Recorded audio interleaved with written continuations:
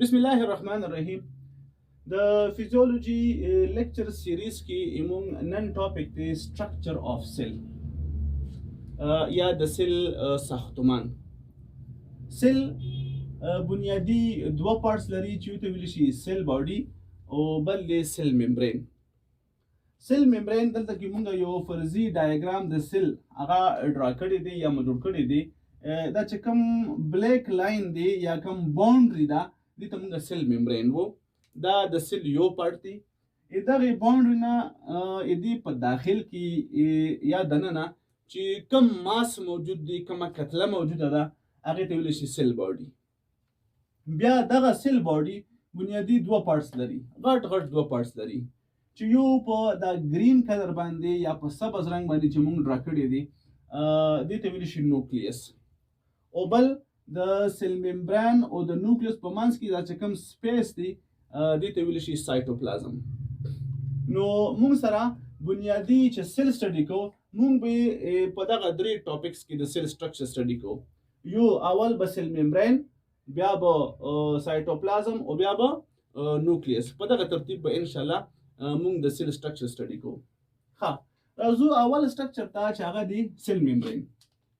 سیل ممبرین دا د سیل ممبرین نه علاوه دوه نور نومونه هم لري چې یو ته ویلی شي پلازما ممبرین او بل ته ویلی شي پلازما لیما. سیل ممبرین په دغه درې وړ نومونو باندې مشهور سټرکچر دی. ها د سیل ممبرین خاصیت څه دی؟ چې دا پروټیکټیو شیټ دی، یعنی دا به پروټیکشن کوي، حفاظت به کوي د دې دننه چې کوم سیل باډي موجوده ده د هغې.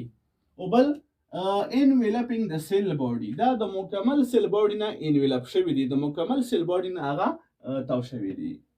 ها کریکټریسټیک یا خاصیت د سیل ممبرین څه دی؟ سیل ته به میټیریلز د بهر نه رادننه کیږي او دننه نه به میټیریل د سیل ممبرین د لارې بهر وځي. مونږ وو چې سیل ممبرین دا یو سیمی پرمیبل ممبرین دی. دې اصطلاح نه څه معنا؟ سیمی پرمیبل ممبرین هغه ممبرین ته ویل کیږي چې کله یو ممبرین د میټیریلز په ترانسپورټ کې سلیکشن کوي یا انتخاب کوي. بعضې میټیریل اننه راننوتو ته پرېږدي، بعضې نه پرېږدي. بعضې میټیریل بهر ته وتو ته پرېږدي، بعضې نه پرېږدي.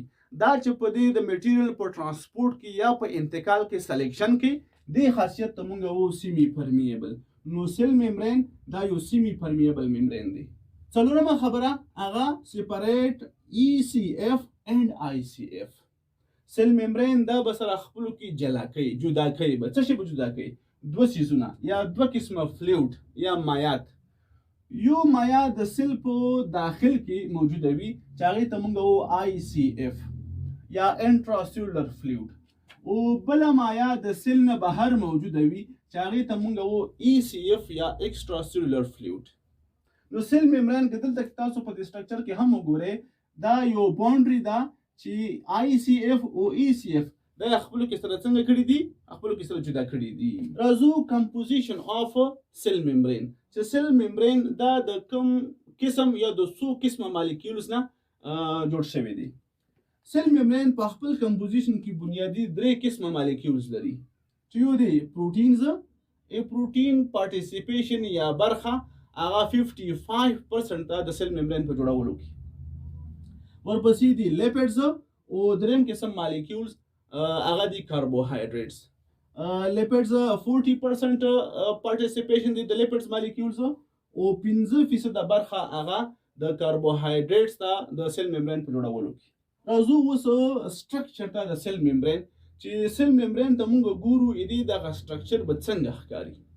نو دا چې سیل ممبرین یو ټایني سټرکچر دی، یو کوچنی ساختمان دی، دا به موږ ته ښکاري په مایکروسکوپ په واسطه باندې. مایکروسکوپ هغه مایکروسکوپ چې د هغې میګنیفیکیشن تر ټولو زیات دی، هغې ته موږ الکترون مایکروسکوپ وو. نو موږ د سیل ممبرین سټرکچر چې په الکترون مایکروسکوپ کې څنګه ښکاري هغې نه دلته کې یادونه کوو. کله چې موږ سیل ممبرین په الکترون مایکروسکوپ یا ای ام باندې وګورو، نو هغې سټرکچر موږ ته یونټ ممبرین ښکاري. یونټ ممبرین دا څه قسم سټرکچر وي؟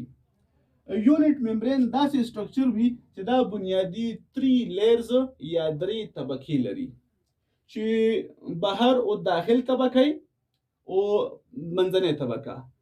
بهرنۍ او داخلي طبقه هغه ته مونږ وو الکترون ډنس لیئرز. دغه دوه لیئرز دوه طبقې دي چې یو بهر ده یو په داخل کې ده. دغه دواړه الکترون ډنس لیئرز دي. الکترون ډنس لیئر نه مراد چې دغه لیئرز ډنسټي به ډېر زیات وي، کثافت به زیات وي. په الکترون مایکروسکوپ کې به دغه لیئر چې دغه طبقې هغه به واضح ښکاري. ها دغه لیئرز دلته کې لیکلي اون ایدر ساید، دا د سیل ممبرین په یو طرف او بل طرف یعنی بهر او دننه دا لیئرز موجود وي. دغه دواړه لیئرز چې الکترون ډنس لیئرز دي هغه د پروټین مالیکولز نه جوړ شوي وي. ها دې دواړو لیئر په منځ کې یو بل لیئر موجود دی یا بل طبقه موجوده ده چې هغه نسبتا دغه دوو ته لږه خړه ده، یا دا معنا چې دغه داسې پوره واضحه نه ښکاري، یا ډنسټي کمه ده. چې ډنسټي کمه وي موږ وایو چې الکترون لوسنټ لیئر دی. لوسنټ اصطلاح استعمالیږي د هغه ساختمان دپاره چې د هغې کثافت یا ډنسټي هغه کمه وي. ها دغه لیئر دې دوو لیئرز په منځ کې وي، ځکه دلته کې موږ لیکلي ان بټوین. ها دغه لیئر د لیپیډز یا د شحمو نه جوړ شوي وي. ها راځو لیپیډ لیئرز اف سیل ممبرین. چې په سیل ممبرین کې کوم لیپیډ موجود دی هغه به څنګه ښکاري، یا هغې ارګنایزیشن یا ترتیب څنګه شوی دی. په سیل ممبرین کې چې کوم لیپیډز دي هغه بنیادي په دوه لیئرز کې ترتیب شوي دي، په 2 لیئرز کې. نو ځکه ورته موږ وایو چې دغه بای لیئر دی. بای نه مراد 2 او لیئرز نه مراد طبقې، چې دا دوه طبقې لري. لکه دلته کې تاسو په دې سټرکچر کې کتئ هم شي چې دا یو لیئر دی، دا یو لیئر دی لیئر، او دا بل لیئر دی. او دا ما هغه لیپیډز جوړ کړي دي چې په دوو لیئرز کې ترتیب شوي دي. په دې طریقې سره سیل ممبرین کې لیپیډز هغه ارګنایز شوي وي. نو د لیپیډز طبقې په سیل ممبرین کې دوه وي چې هغې ته موږ وایو بای لیئر. ها لیپیډز چې په سیل ممبرین کې وي هغه بنیادي فلویډ ان نیچر وي، یعنی په مایع حالت کې وي. او چې په مایع حالت کې وي نو وجه همدغه ده چې لیپیډز په سیل ممبرین کې هغه به حرکت کوي. هر وخت دغه لیپیډز مالیکول چې په سیل ممبرین کې وي هغه د حرکت په حال کې وي، یعنی خپل لوکیشن یا خپل ساحه هغې ته تغییر ورکوي، هغه بدلوي. ها چې کله لیپیډز په حرکت کې شو، په لیپیډز کې چې کوم نور مالیکول دي وروسته موږ ته پته لګېږي چې کم مالیکول نور دي. نو هغه مالیکولز چونکې په لیپیډز کې په داخل کې موجود وي نو د لیپیډ سره هغه مالیکول هم حرکت کوي. ځکه موږ وایو چې میټیریلز ډیزولوډ، هغه میټیریل چې هغه حل شوي وي په لیپیډز کې also move with lipids، هغه هم د لیپیډ سره څنګه کوي حرکت کوي. ها په سیل ممبرین کې بنیادی غټ لیپیډز هغه دوه ډوله دي. یو ته موږ وایو فاسفولیپیډز او بل دی کولیسټرول. دا د سیل ممبرین میجر لیپیډز دي، یعنی غټ لیپیډز دي. ها راځو اول قسم لیپیډز ته چې هغه دی فاسفولیپیډز. فاسفولیپیډز دا به داسې لیپیډز وي چې دا په خپل کمپوزیشن کې 3 څیزونه لري. یو به لیپیډز لري، بل به فاسفورس لري، او دریم دا به فیټي اسیډز لري. نو چې دغه 3 څیزونه په خپل کمپوزیشن کې لري داسې قسم لیپیډز ته موږ فاسفولیپیډز وایو. فاسفولیپیډز یو غوي شیپ یا شکل په سیل ممبرین کې چې کوم فاسفولیپیډز دي د غوي شکل لایک هیډډ پن، داسې یو پن چې هغه سر لري. لکه دلته کې پر فرض زه یو شکل جوړوم، دا فاسفولیپیډ. دا تاسو فرض کړئ چې دا یو پن دی، دا یې سر شو، و دا هغه د پن چې کومه ټیل برخه ده ټیل شو. خو پن اکثر یو ټیل لري په دې شکل کې وي، او فاسفولیپیډ هغه 2 ټیلز لري.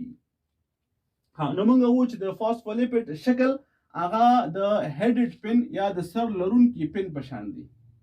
ها چې دا به 2 پورشن لري، دا هیډډ پن یو هیډ پورشن دغه پورشن، او بل ټیل پورشن دا پورشن. دا یې هیډ دی، هیډ او دا ټیل دی چې فاسفولیپید بنیادی دوه ټیلز لري. ها هډ پورشن دا به همیشه په سیل ممبرین کې بهر او په داخل کې به وي. اوټر سایډ د سیل ممبرین چې دی په هغې کې به دا موجود وي. لکه که تاسو دلته کې وګورئ دا سیل ممبرین دی، دا سور رنګ باندې چې جوړ شوي دا هډ پورشن دی، دا هډ پورشنز دي. نو دا د سیل ممبرین که مونږ ووایو چې دا سایټوپلازم سایټ دی یا آی سی اف دی دې طرف ته، او دلته ای سی اف دی. نو هډ پورشن ای سی اف او آی سی اف یعنی بهر او داخل طرف ته دی. ها دې برعکس ټیل پورشن چې دی هغه د سیل ممبرین هغه داخل پورشن دی، یعنی دا په تور رنګ باندې چې شوي دي دوه ټیلز دي، دا د سیل ممبرین په منځ کې وي. بله خبره چې هډ پورشن هغه به پولر وي. پولر څه معنا؟ پولر هغه کوویلنٹ مرکبات ته ویل کېږي چې د هغوی یو اړخ منفي چارج لري، بل اړخ یې مثبت چارج لري. دغسې قسم مرکباتو ته یا مالیکیولز ته هغې ته مونږ پولر وو. نو دا هډ چې دی دا به پولر وي، یعنی دا به چارجداره وي. دې برعکس ټیل پورشن چې دی هغه به نان پولر وي، یعنی دا به چارج نه لري. دویمه خبره په هډ پورشن کې هغه دا چې هډ پورشن به واټر سلیوبل وي، دا به په اوبو کې منحل وي. یعنی دغه سور رنګ باندې چې کوم د فاسفولیپیډز ما هډ جوړ کړي دي دا به په اوبو کې منحل وي. همدغه علت دی چې آی سی اف کې هم اوبه دي، ای سی اف کې هم اوبه دي. نو دا هغې طرف ته دي کوم طرف ته چې اوبه موجودې دي. برعکس ټیل پورشن چې دی هغه به لیپیډ سلیوبل وي، هغه به په لیپیډس کې منحل وي، حل کېږي به. همدغه علت دی چې دا د اوبو نه لرې موجود دي، یعنی د سیل ممبرین په داخل کې دي، یو خواته او بل خواته چې اوبه دي هغې نه بچ دي. درېیمه خبره هډ پورشن دا به هایډروفیلیک وي. دا چې په اوبو کې منحل دي، اوبه خوښونکي دي، اوبه خوښولو ته موږ هایډروفیلیک اصطلاح استعمالوو په ساینس کې. نو هډ پورشن یا دغه سور رنګ باندې چې کوم پورشن ما جوړ کړي دي د فاسفولیپیډز دا به هایډروفیلیک وي، واټر لور به وي. برعکس ټیل پورشن چې دی هغه به هایډروفوبیک وي. هایډروفوبیک مین چې دا به هیټ کوي د واټر نه، یعنی د اوبو نه به نفرت کوي. او ریزن همدغه دی چې د سیل ممبرین په داخل کې دي. دواړه ټیل پورشن خپلو کې یو بل ته آمنې سامنې یا مخامخ دي. د اوبو نه د دواړو لیرز چې کوم فاسفولیپیډ مالیکیول دي د هغوی ټیل د اوبو نه لرې دي.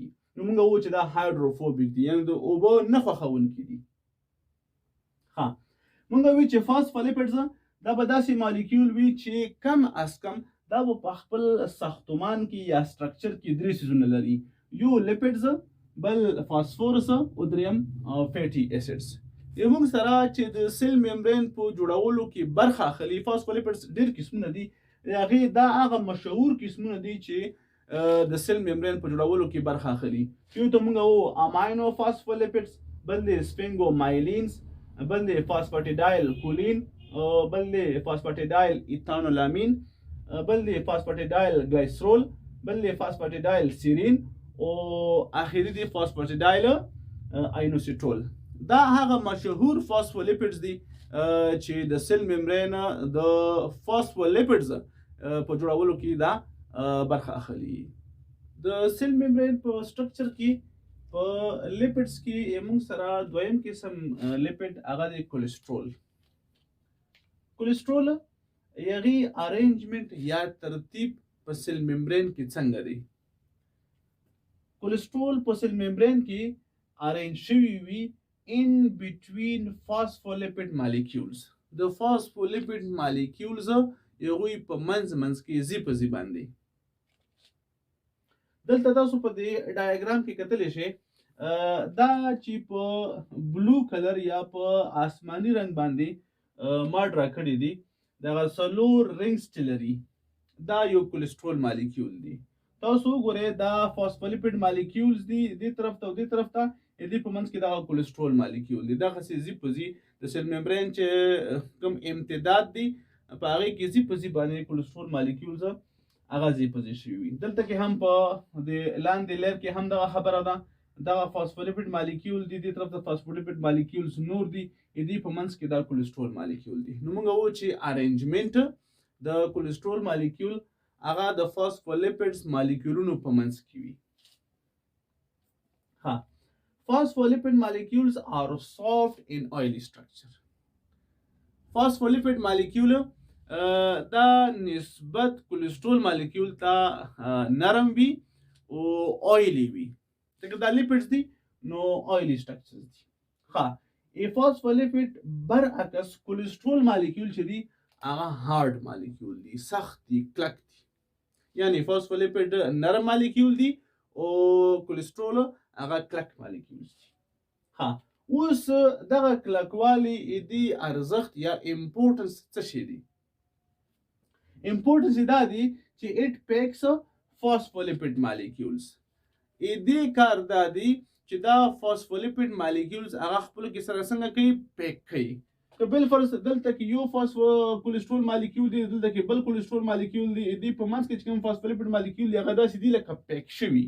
نو دا یو کولیسټرول او بل کولیسټرول مالیکول هغه په منځ کې چې څومره فاسفولیپید مالیکول دی هغه څنګه کوي؟ هغه یو پیک کړي وي، هغې ته یو انټیګریټي ورکړي وي، یو یکجهتي یا یووالی ورکړي وي. ځکه لاندې مو لیکلي ریسپانسیبل فور سټرکچرل انټیګریټي. دغه کولیسټرول مالیکول دا ریسپانسیبل دی، یعنی ذمہواري دوی په غاړه ده د څه شي ذمہواري؟ انټیګریټي اف سیل ممبرین، د سیل ممبرین یووالی. یعنی د فاسفولیپید مالیکول دا چې د سیل ممبرین په امتداد کې خپلو کې سره څنګه کړي دي؟ پیک کړي دي. راځو فنکشنز اف لیپید لیر ته چې په سیل ممبرین کې چې کوم لیپید بای لیر دی د هغې فنکشنز یا دندې څه دي؟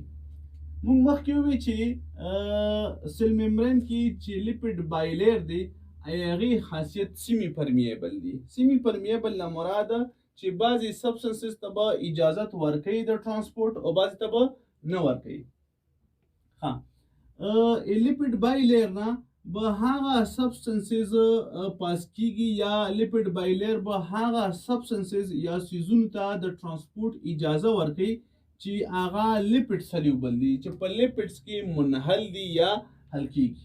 هغې موږ سره ښه یا ټیپیکل مثالونه اکسیجن، کاربن ډای اکساید او الکوهل دي.